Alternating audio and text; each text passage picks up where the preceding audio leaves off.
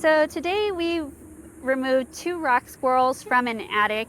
These are pretty common here in Arizona. Even in urban environments, they typically burrow. So you might find a hole with a huge amount of dirt around it.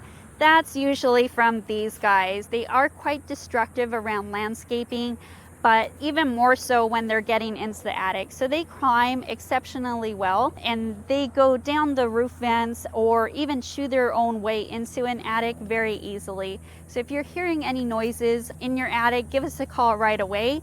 You don't want these guys up there chewing your AC ducts or your wires or your water lines.